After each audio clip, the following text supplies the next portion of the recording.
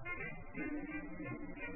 we look and stare into the abyss.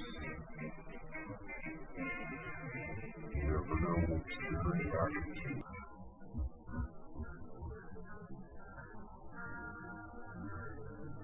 It's coming.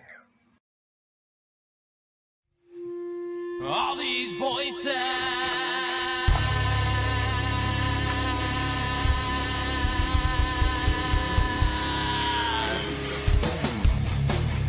Don't worry, Sweet.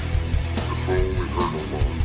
We had tons of activity, including a demon attack that called JC, the founder of Shadows Pit Paranormal, to puke all over the place like projectile vomit. It was insane, and he got scratched on the neck. We captured a disembodied face that was screaming, and we also captured a couple different full-body operations, which was badass. Now, Baba Yaga was a Slavic witch, but she was also a supernatural guardian. And basically what she did was beat back the forces of evil from the realm of the dead, made a deal with a bunch of witches in the woods in Armenia. She sold her soul, a nasty creature that I have actually had a run-in with myself.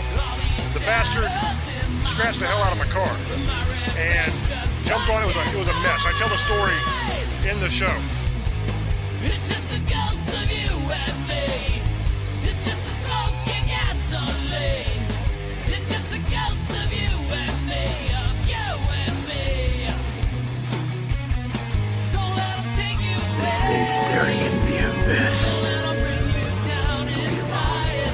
It's just the mirrors in I'm your saying mind. Don't let them bring I you already am lost. down. Staring into the abyss.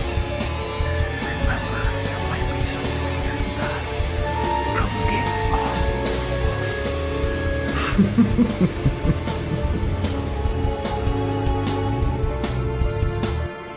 Hello everyone, and welcome to another episode of Staring into the Abyss. I am your host, horror author James Hershey Jr., and with me as always, my co-host, old boy James Ash. How you doing, brother? I'm doing pretty good. How's everybody tonight? Tonight's episode is going to be the next part in the End Time series. Now, we covered the Rapture, the Tribulation Period, and the Mark of the Beast already in this series. If you missed any of those and you're interested in seeing them, you can find them on our YouTube channel. This episode, we're going to be discussing the Antichrist. During the Tribulation Period show, I told you that I wanted to do an entire episode just on the Antichrist because there was a whole bunch of stuff that I just did not have time to get into on that episode. So here we go. The majority of people do not see the times that we are in. And what I mean by that is I firmly believe that we are in the end times right now. More specifically, I believe that we are in the time of apostasy. Now, I did not really cover the time of apostasy in this series. I could have done an entire episode on that, but to be honest with you, it's not as exciting as the rest of the end times. The age of apostasy is the time when people are turning away from the church and away from God. It takes place right before the rapture and right after the church age. I also believe that the Antichrist is alive today and that he may even be on the scene as a world leader already. If you remember the last episode on the tribulation period, you will recall that the tribulation period is broken up into 2 3.5-year terms. The Antichrist is called the man of sin in the first 3.5-year period, and he is called the son of perdition in the second. Now, I'll get into that in more detail later on, but I just wanted to cover that really quickly. So let's jump right into this with 1 John chapter 2, verse 18. Little children, it is the last time. And as ye have heard that Antichrist shall come, even now are there many Antichrists, whereby we know that it is the last time. Okay, I want to deal first here with the most obvious question in this verse. Now, John wrote this in about 90 AD, and he is saying that it is the last time, or the end times. It is now 2019 as we record this episode. It's almost 2,000 years later. So what gives? You might be saying, why is John saying this is the last time in 90 AD? Here it is 2019 and it still hasn't happened. This is a very complicated issue to fully explain, but I believe that I can try to sum it up fairly quickly for you. This is one of the mysteries that God reveals to Paul later on. When Jesus came, the millennial kingdom, which is 1,000 years that Jesus will rule on earth with the believers, that was offered to the Jews if they would accept Jesus as the Messiah. If they would have accepted Jesus as the Messiah, then the church age never would have happened. They chose to reject Jesus, and he was crucified. Since they did not accept Jesus, the gospel was taken to the Gentiles. That's most of us. And we were offered the chance at salvation. Now, Jesus knew this when he was on earth. He knew he was going to be crucified. But that is why John thinks it's the end time. Because when John is writing this, it is before it has been revealed to Paul about the church age, the Gentiles, the whole nine. So that moved the end times forward to the end of the church age. Now it says in this verse that the Antichrist will come. So there is an actual person that is called the Antichrist, and he is going to actually show up. He also says here that there are many Antichrist. Okay, now here he is talking about from that time till now. So throughout the entire church age, there have been many, many Antichrist, or people that are against Christ. 1 John 4:3. And every spirit that confesses not that Jesus Christ is come in the flesh is not of God. And this is that spirit of Antichrist, whereof ye have heard that it should come. And even now already is it in the world. So we also have the spirit of Antichrist. So we have the spirit of Antichrist, we have many Antichrists, and we have one person that is called the Antichrist, which will come during the tribulation period and rule. 1 John 4:1. Beloved, believe not every spirit, but try the spirits whether they are of God, because many false prophets are gone out into the world. So here we see that not only do we have the false prophet of the tribulation period, and for those that listen to the tribulation period episode, you know what I'm talking about. If you missed it, the false prophet is going to be the leader of the one world religion that is the right-hand man of the Antichrist. So we not only have the false prophet of the tribulation period, but we also have many false prophets, which are in the world teaching gospels that are not of God. Now I'm sure for the believers out there, we all recognize certain TV evangelists which tell us to live our best life now and that God is our personal ATM machine just existing to hand out blessings. We all understand and we all know that those people are teaching false doctrine. They're teaching false gospels. They are false prophets. You see, God has had his church on earth teaching his gospel, but the devil has also had a false church which has been corrupting the gospels and teaching things that do not come from God to pave the way for the Antichrist to rise. That is why you have a lot of people who turn away from God and turn away from religion in general, is because you have people that are saying and doing things that aren't in line with what Jesus actually wanted us to say and do. I'm talking about all those people that judge you for this, that, or the other thing, that you're not good enough because of whatever. Those people are not following the teachings of Jesus.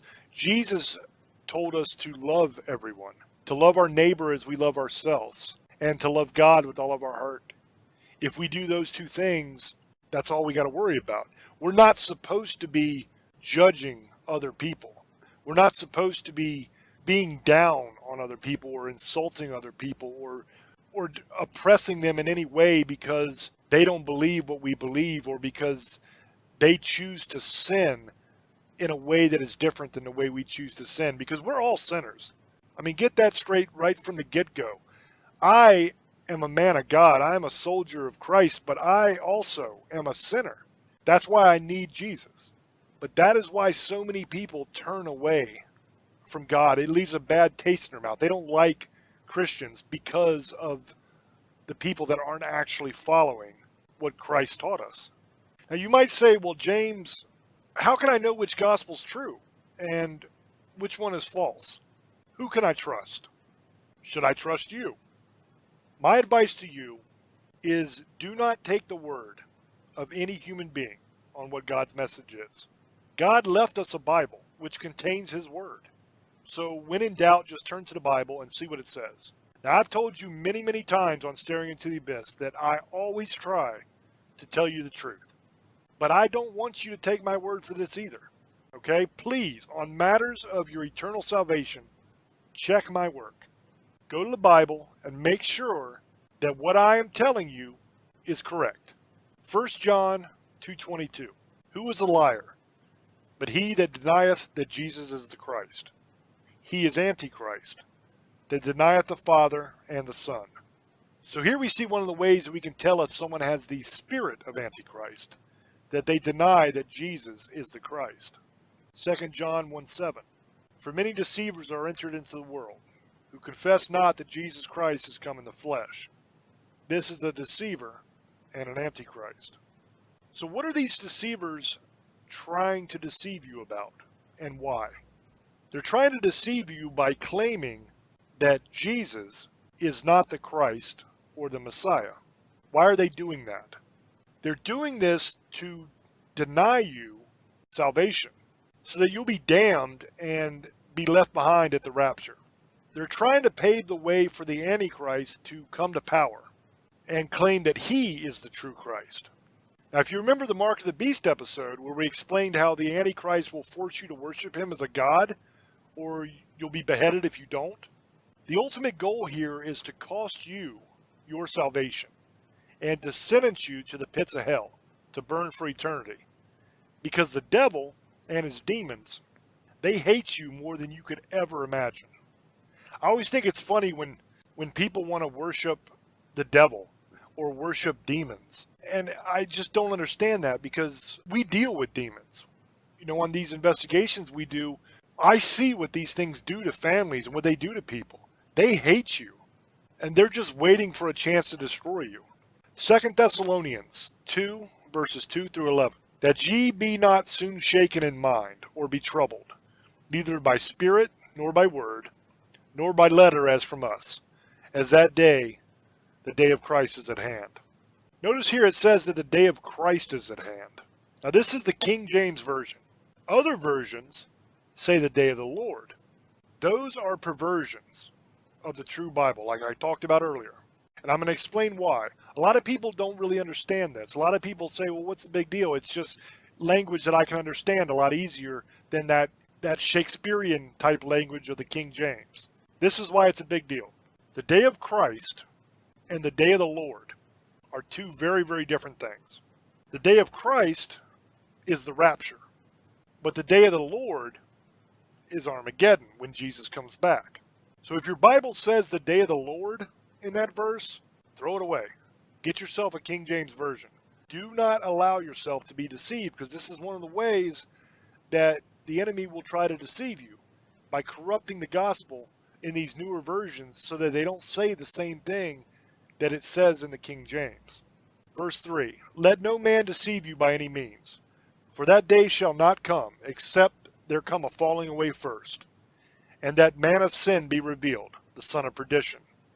Now here's the man of sin and the son of perdition that I was talking about earlier. When the Antichrist is revealed, that is when the rapture is going to happen, and the church will leave the earth.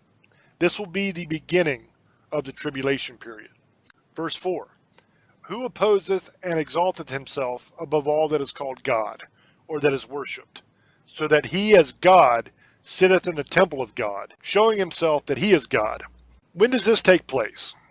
Well, this man, the Antichrist, will be ruling for 3.5 years after the rapture happens. But then something is going to take place after 3.5 years that breaks up those two 3.5 year periods I was talking about. The man, Antichrist, will be assassinated, and he will die. But then he will be risen from the dead. He will come back to life.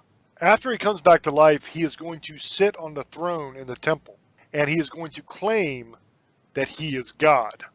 That is when the man of sin, the human man Antichrist, becomes the son of perdition when he rises from the dead. The man of sin is the man, okay? He's the Antichrist, an actual human being that's going to rule for the first 3.5 years. After he dies and comes back, the son of perdition is Satan incarnate. So Satan will be possessing the dead body of the man that was the Antichrist. Sitting on the throne in the temple and declaring that he is God is the completion of the deception that the spirit of the Antichrist has been working towards for the entire church age. It is meant to bring the entire world under the rule of the Antichrist. You see it today under the label of globalism, and we used to know it as the New World Order.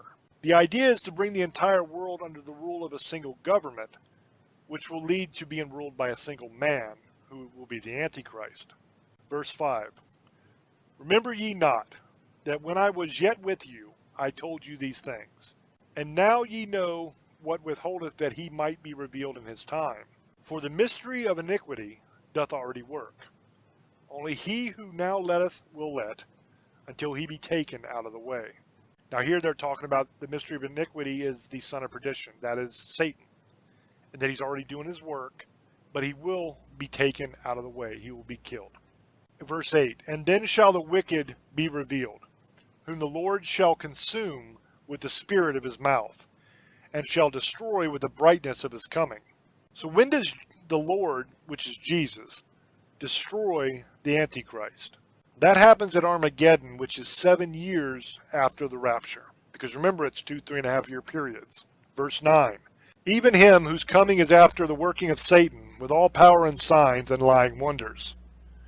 So here we see that Satan will have all the power, which is he will rule the world through the government, and all the signs. Well, religions are the ones that claim signs. So you got to think there they're talking about religion. There's a movement today called the ecumenical movement, which is trying to join all of the world's religions into one single religion. When the Antichrist comes, will there only be one religion that will believe that the Antichrist is God? I believe that's quite possible. It also says that he will have lying wonders. So basically, he will have all the propaganda on his side. The media will be telling lies, spreading his propaganda to help convince people about him. Now, maybe 10, 15 years ago, people might have looked at that and said, that's kind of, I don't know, the news would be telling lies. It's the news. They don't lie. But we have seen unprecedented lying from the media in recent times. I mean, almost everything you hear the media say anymore are lies. It's meant to propagandize and to deceive you constantly.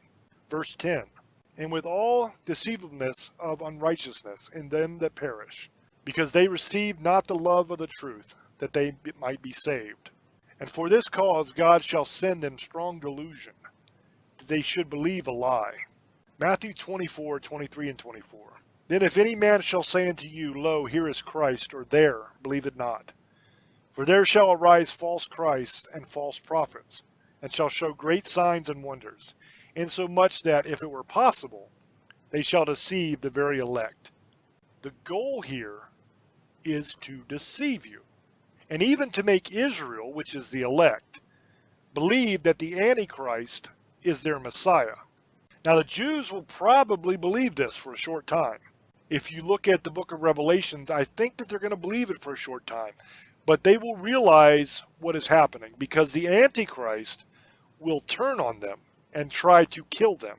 But they will flee to safety, because it talks about them having to flee from the mountains from the Antichrist. We talked all about that in the tribulation period episode. So the Antichrist is a dictator, a tyrant, that will force every person to take his mark and to worship him as God.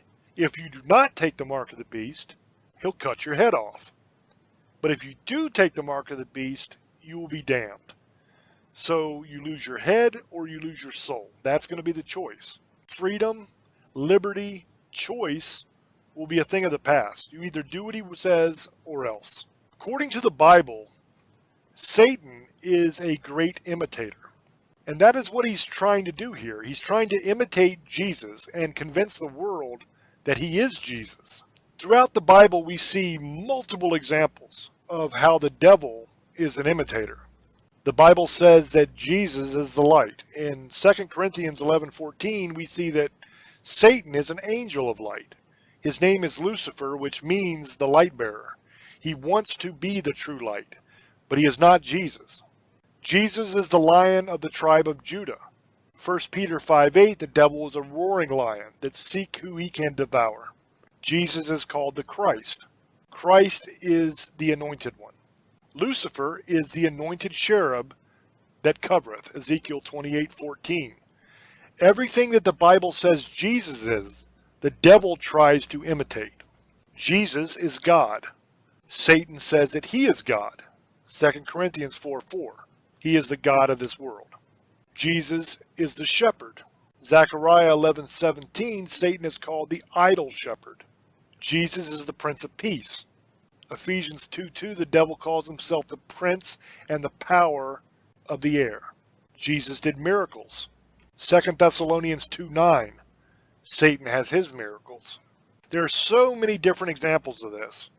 I'm not going to do all of them because there's a bunch of them, but I will just give you one more that is extremely interesting. The ministry of Jesus on earth lasted for 3.5 years, and the period of time that Satan rules the earth is 3.5 years. Now you might say, well, wait a minute, the tribulation period is 7 years. But I'm speaking about the second half of the tribulation period after the Antichrist is assassinated and rises again, because when he rises again, he becomes the son of perdition. That's when Satan possesses the body. So Satan only actually has 3.5 years on earth to rule, which is exactly the same amount of time Jesus had his ministry on earth. Isn't that interesting how this all comes together? Jesus lived and died and rose again, and once again the devil imitates Jesus, and he does the same thing. Isaiah 14:12-17. How art thou fallen from heaven, O Lucifer, son of the morning? How art thou cut down to the ground, which doth weaken nations? For thou hast said in thine heart, I will ascend into heaven. I will exalt my throne above the stars of God. I will sit also upon the mount of congregation, in the sides of the north. I will ascend above the heights of the clouds. I will be like the Most High. Yet thou shalt be brought down to hell, to the sides of the pit.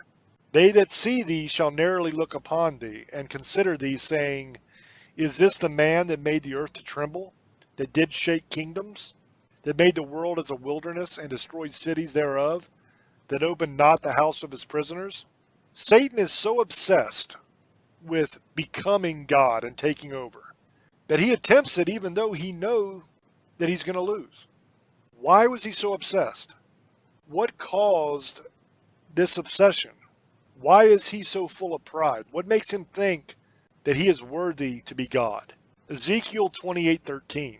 Thou hast been in Eden, the garden of God. Now he's speaking of Lucifer here. Every precious stone was thy covering. The sardius, topaz, and the diamond, the beryl, the onyx, and the jasper, the sapphire, the emerald, and the carbuncle, and gold. The workmanship of thy tabrets and of thy pipes was prepared in thee in the day that thou wast created. Thou art the anointed cherub that covereth, and I have set thee so. Thou wast upon the holy mountain of God. Thou hast walked up and down in the midst of the stones of fire. Thou wast perfect in thy ways from the day that thou wast created, till iniquity was found in thee.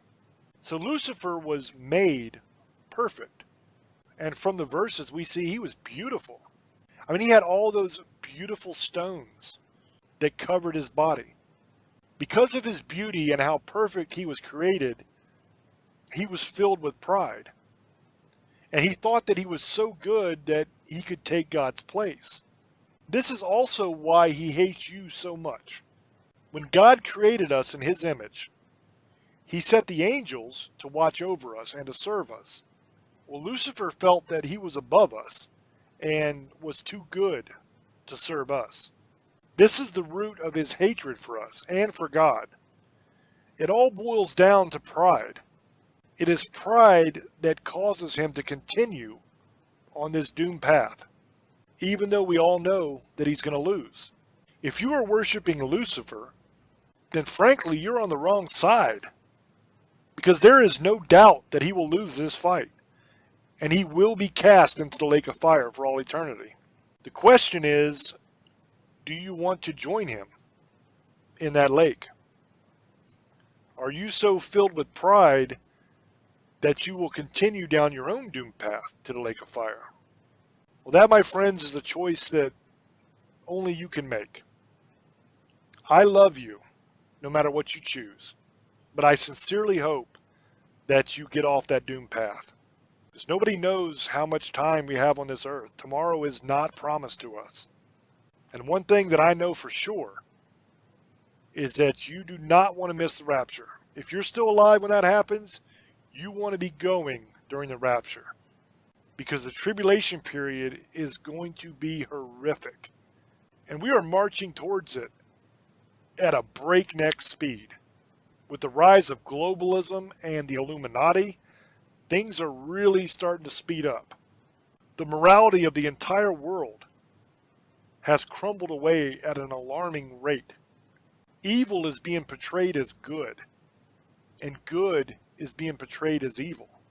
Not only are people committing some of the most heinous acts against the most innocent and weakest among us, but they are doing so with pride, and they are bragging about it.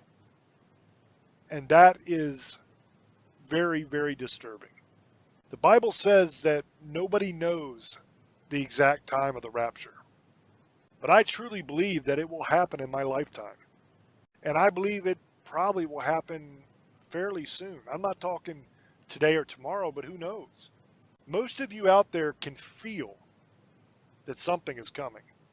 The world has gone absolutely insane in a very, very short span of time. And the energy and the anticipation of it all is almost like, you know that old saying where they say the tension's so thick you can cut it with a knife? It's like that. There's a buzz in the air. You can feel it, that something big is coming. Will that be the rapture? I don't know. No man can know the time. But like I said, tomorrow's not promised. So none of us really know how much time we have to really make up our minds. So that is a basic overview of the Antichrist from the biblical sense. I'm going to throw over to Old Boy and get his opinions, and he's going to talk a little bit, I think, about the Antichrist in popular culture. And also, I touched on globalism and the Illuminati and all that kind of stuff. If he wants to get into that a little bit, he's free to do that as well. So go ahead and take it away, brother. And thank you, brother. That was really interesting because, this is really a good series. We all know it. I'm not a Christian like James, but it's still interesting to me. My mom is a reverend, and my grandmother was a Sunday school teacher, and I've heard about the rapture forever, and how the Antichrist and what was going to happen. James gets in real detail with this stuff. I'm just going to talk about what I've got told, and pretty much he summed it up. Since I've been a kid, and I used to go to church, guys. Most people have. If you're going to believe into something or not, you at least know what it's about. So I tried, and it wasn't for me, but I've always heard about the Antichrist. See, I've heard 3.5 years. I've heard 7 years. I heard that he's supposed to, like James was saying, he's going to take over. He's going to get killed, and the devil's going to take over his body. That's accurate. That's what I've read that part too. This person's going to come, and he's going to do certain miracles. Like, he's not going to just come, oh, here, I'm the Antichrist, and that's it. He's going to do certain things. He's going to pretend he's God, and he's going to tell you that he's not going to tell you the right way. Like, he's going to tell you to be against God because he's God. He's going to do miracles too. Like he'll try to act like he's Jesus. He'll do healing people, and he'll make everything all right for a couple years. But what he's really doing is he's waiting for he's going to take as many people to hell with him as he possibly can. And a lot of people are going to fall for this. There's going to be wars. There's going to be people getting their heads chopped off, because it's either you're going to take the mark of the beast or you're getting your head chopped off. But there's people going to be fight him, because at the end, the angels come out of heaven and God and destroy him. But right now, he's going to take over the earth. God's going to let him take over the earth for a couple years. So you're going to see things that you probably never thought you were going to see. People getting murdered. I mean, you get that now, but it's going to get bad. Families killing each other, people starving, diseases, not having enough food. And that's why they're going to go to this mark of the beast thing that, for the Antichrist, or you're going to die, or you're going to starve, or you're going to get your head cut off. You're going to have a lot of people doing crazy things. You're going to see crazy things. You're going to see the amount of evil you've never seen in your life. He's going to bring destruction till he gets destroyed and thrown in the lake of the fire. But he's going to be a very cunning person. It even says the most responsible, the most dedicated Christian can be fooled by him. And what that means is he could fool you. If you're not right with God, he can fool you, because you're going to see him do acts of hope, and he's not going to. What everybody got to realize, he's not going to come right off the bat and start killing people. No, he wants people to follow him, and so he's going to pretend to be a good person, and behind your back, he's setting up wars, causing trouble, instigating. He's a great deceiver, and he's going to deceive everyone, and he's going to pretend he cares about you when he doesn't. He just wants you to go to hell. Remember, if this ever does happen, I don't know if it's going to happen in my time. No one knows the time or date either, so that's what people need to realize. See, that's one thing that people say, oh, well, the world's coming to the end, everything's bad. It's been bad for 2,000 years. No one knows the time. You can say you know it, and it might tell you in the Bible, but no one really knows the time or date when this being's coming. You will know. I mean, he'll say that he's the Messiah. That's what he is. He's a false Messiah. The Antichrist. He's everything against Christ, but he's going to pretend to be like Christ. And you're going to have people who, they have a little bit different, like James is talking, they're getting to lighten up on certain things they're not supposed to. It says in the Bible these certain things, and people are trying to change it to suit people now. And that's you're getting hoodwinked to do that, because like James said, the devil's going to get your soul now, because he's just trying to get you to sin. Like it says, you have 16 popsicles, and it says you can only eat one every year. Well, this thing says, well, you can eat one, but if you do this way, you can eat two. You're still sinning, because it says not to do that in the Bible. Somebody's changing the religion and adding something new to it, saying that you can do that. And I'm sure it was a stupid example, but I was not going to say like, I'm not, it's going to be something different than what you're supposed to do. That's what he's going to try to do, to manipulate you. Now, getting into the whole culture in Hollywood and the Illuminati, we'll get into that in a minute. I'll get into Hollywood. I mean, there's a lot of movies about the Antichrist. The Omen series. The Omen remake movie. They remade it a couple years back. It's about the Antichrist. And it's a little kid that is born, but he's born, from bad people. And he grows up to become the Antichrist. There's 3 movies, and then they made a remake. That's one of them. A lot of movies. What was this? The one I just watched. I forget what the name was. It was really weird. It was called How to Build a Monster. But at the end, it was about somebody raising Lucifer to come end the world. The Left Behind series. That was a great series. Try to reboot it or something, but that was a good series. That was about the end of the world and the Antichrist and what would happen after people would disappear. And again, it references the Antichrist. The Illuminati. Now, see, this is something I don't really want to talk about, but I'll do it. People think the Illuminati is wrong. Is not real, and it is. It is real. Do I agree with some of the stuff they say and happens? It could be all exaggerated. But I had friends in Hollywood that didn't go anywhere in their careers because they wouldn't do certain things for the Illuminati, and they've told me they exist. And this has been like 3 or 4 people who've told me this. And they say they exist. Do I know what they're about? No. You also got to watch out what Hollywood says, because everybody thinks as soon as there's some kind of group or something, it's automatically about the devil. So I wouldn't. What I've heard, they're not good people. I mean, you could read a lot of stuff on YouTube about them.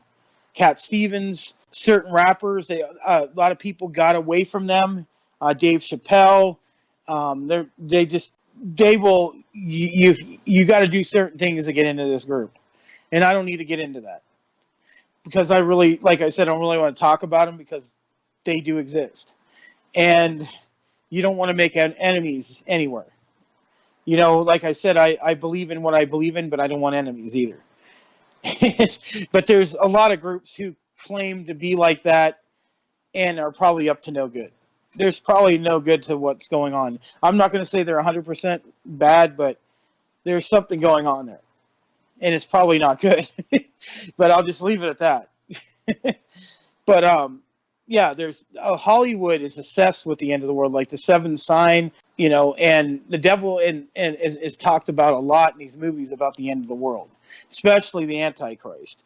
There's a lot of movies about that, and if you watch like The Omen, that one's a really weird one because it's about a little kid. It's a little kid. It's Lucifer, the Antichrist or Lucifer, and he kills people in some messed up ways, like makes them hang themselves, jump off cliffs, say they find out about him, and they try to do something, they'll die in some crazy way. He'll have people kill them because he's got a following. He's got a following of people who are protecting him. Another one was End of Days with Arnold Schwarzenegger about the Antichrist coming back. I don't know if you guys seen that movie, but that was, he was fighting the devil at the end, and the only thing he stops the end of the world because he sacrifices himself. See, there's what the thing is. Hollywood's got a hold of this, and they're saying there's chances of stopping the end of the world. That's not going to happen. So Arnold Schwarzenegger is not going to come out and stop anything from happening. That's that. So people need to stop watching TV because TV exaggerates things and makes it look like, oh, there's going to be a good thing that happens at the end of this. No, there's not. If you believe in this, and James really does, and James is like I said, he knows his stuff. Like I said, whatever we believe in differently, I respect what he believes. But he really believes this. And you know what? I can't fault him because you know what? He's got something to lose if he doesn't follow this belief. Then in his religious belief, he's got everything to lose. And you know what? I respect him for that. He believes in something that most people will take for granted and worship certain things. And like he was saying, there's people who worship demons and the devil, and bad things happen. Well, that's probably true. And you probably don't want to worship some of these beings because, one, you don't know what you're doing. Two, they're going to use you. And three, there's no good coming out of it. You're probably going to go to hell with them. So I don't get when people do that, but I think why people do that, James, is and to our audience, is because they want power, or they want to be rich, or they want to get somewhere. Yeah, somewhere, somehow, have power, have money, have fame, have women, or if you're a female, have men, and use it against people. Somebody messes with me, I can't fight them one-on-one, so I'll put a spell or I'll use this demon to kill them. Or I want that woman, so that woman doesn't want to be with me, I can use my demon to let her come be with me. Or that guy's got more money than I got to find out how to get his money or get more money than him. I'm jealous of that guy altogether, so maybe I'll have him killed by one of the demons I know. It happens. So most people who want some kind of power. They want to be powerful. They want to live forever. They think that's going to be, if I get buddy with one of these demons, I can live forever. That's foolish. You're not. You can't live forever. Only certain beings can, and that's what we're talking about right now. Some of the stuff that people are doing with this and think it's okay, that evil is good, and they do. James is right. They do. That was another thing I was going to talk about. They do portray in Hollywood and everywhere on TV, music, that bad is good and good is not right. You're not supposed to be good. There's something wrong with you. And they make you look stupid, or they try to make you look like an idiot or a nerd or something. And that's not true. Being bad isn't good all the time. Trust me. Not at all. If you're a bad person, Bad things are going to happen to you. Karma is going to get you. I even believe that in my own religion.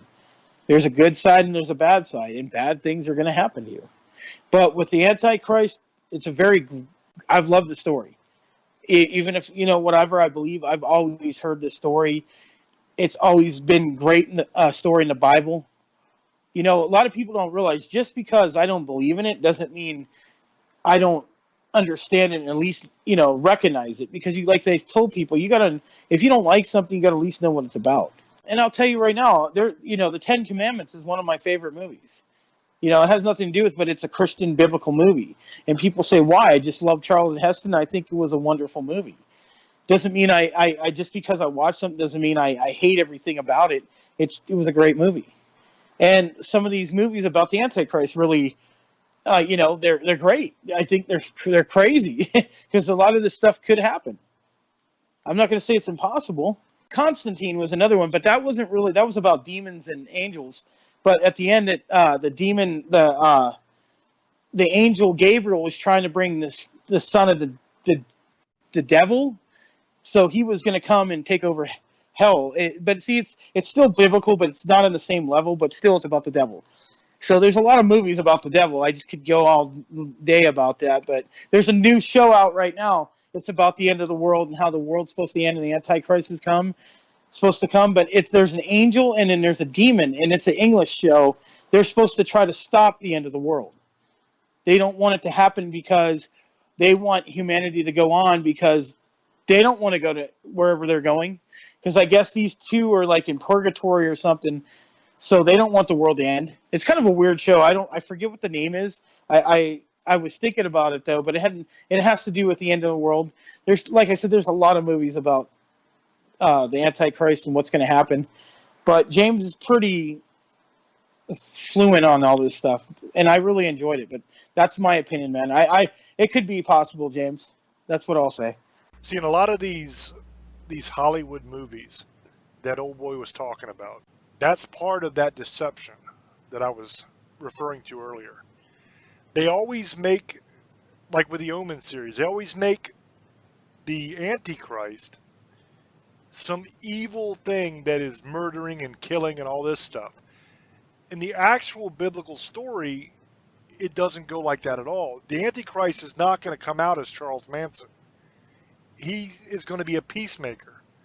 Because you got to remember the setting of his appearance. The rapture has just happened. So you've had every believer, every person that's saved, has disappeared. The only thing left is their clothing, their jewelry, and a bunch of blood. People are going to be freaking out. They're not going to know what the hell happened. Was it an alien attack? Was it some terrorist attack? Was it some new kind of weapon that we've never heard of? People are going to be losing their minds. It's going to be worldwide panic.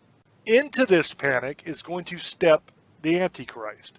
He's going to appear to be the answer to everyone's problems.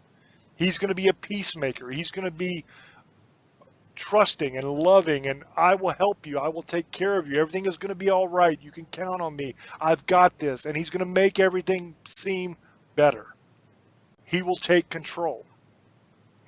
But right away, he's not going to be chopping your head off.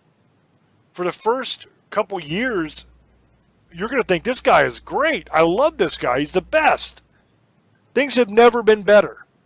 The economy is kicking butt. Everybody's getting along. It's a kumbaya thing.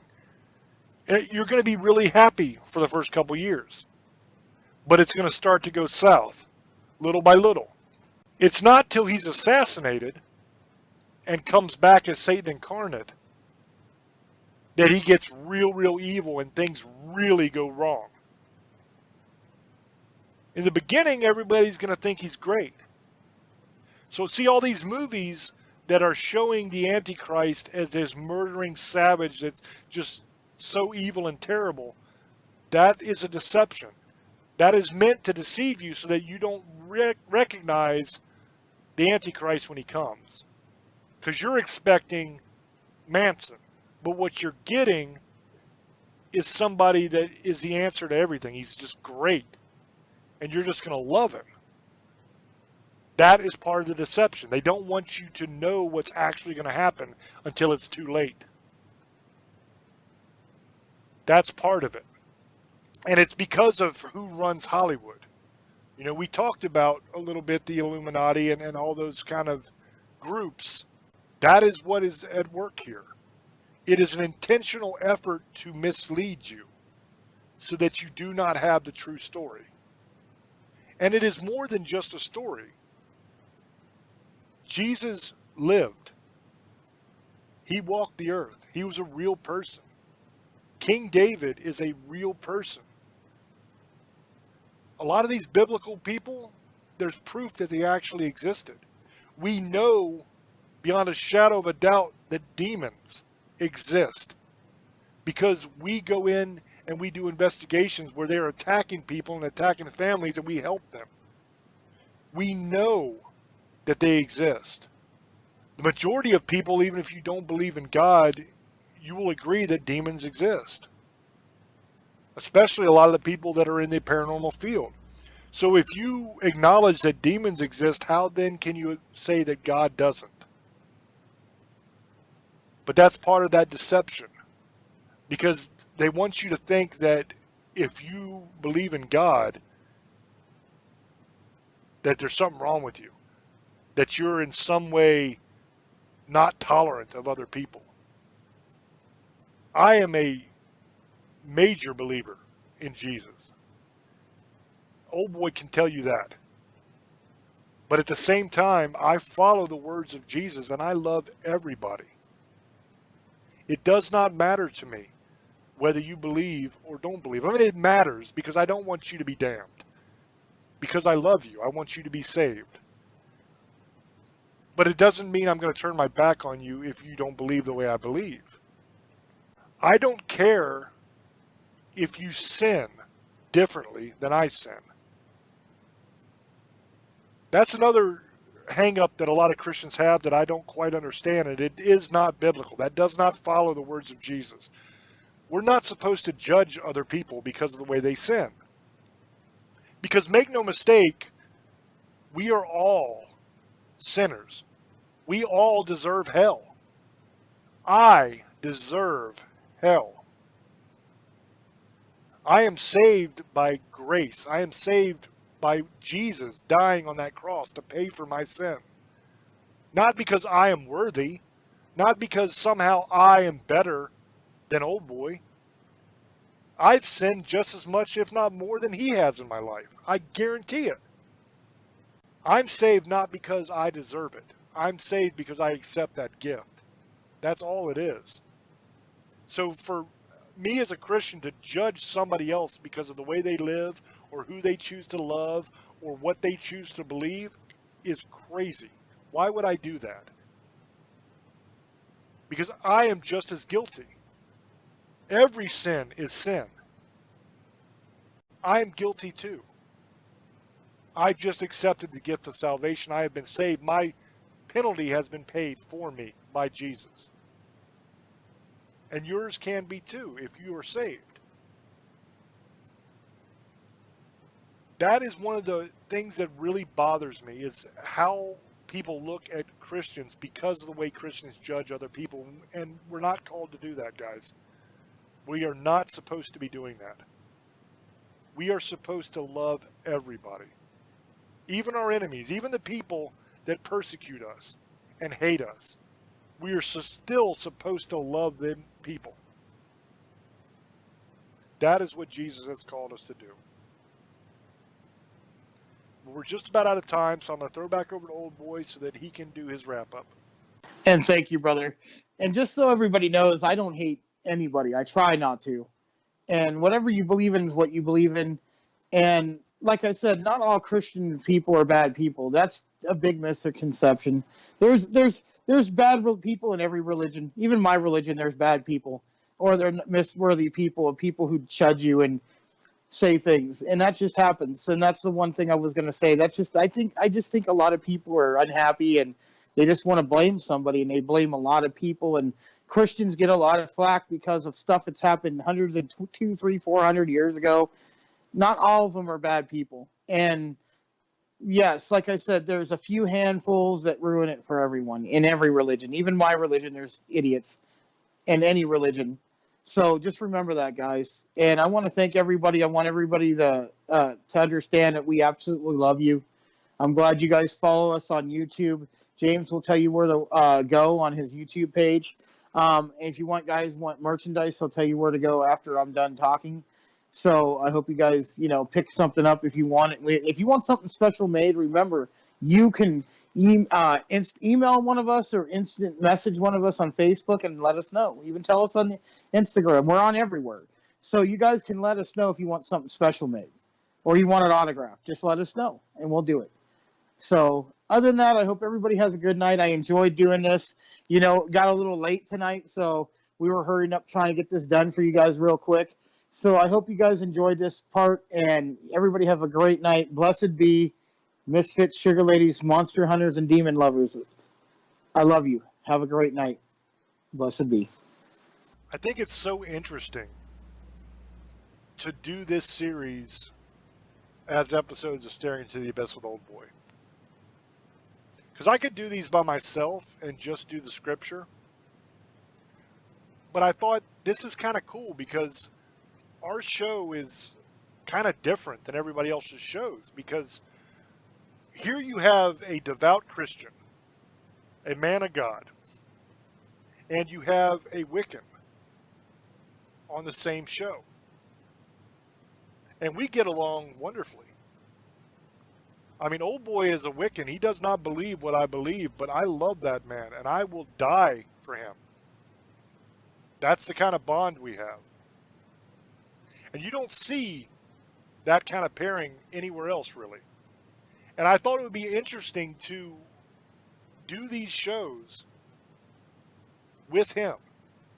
Because here you have a biblical subject on the end times, and there's a lot of scripture in it. But you're also getting the viewpoint of somebody who is not a Christian. You're getting the viewpoint of a Wiccan, which I think is very interesting. And I think that we are proof that we don't have to be at war with each other. None of us do. It doesn't matter what you believe. All you have to do is show respect for each other and love each other, and anybody can get along. So I think that's a powerful message for both sides, really, for all sides, for everybody, no matter what you believe. Is just love everybody and treat everybody with respect, and you'd be amazed what you can accomplish. So now for the shameless plugs. The YouTube channel is youtube.com/James Hershey Jr. That's where all the episodes of Staring into the Abyss are. You can also find all of the episodes of the TV show Tales from the Abyss that we do. And there's also paranormal news and all kinds of different videos there. There's hundreds and hundreds of videos. So please go to the channel, subscribe, and just enjoy it. That's why we do it. It's 100% free. The merchandise store is teespring.com/stores/staring into the abyss. That's teespring.com/stores with an S on the end /staring into the abyss. That's where all the merch is. We built that store because there was a lot of people that wanted shirts and that kind of stuff. So we decided to do a store. We have shirts, we have hoodies, we have pants, pillows, posters, cell phone cases. There's all kinds of stuff there. So if you're somebody that's into merch and you want some staring merch, that's where you can get it at. Once again, you don't have to buy anything if you don't want to. If you're not into merch, fine. It's not a big deal. Thank you for all your support. Thank you for listening.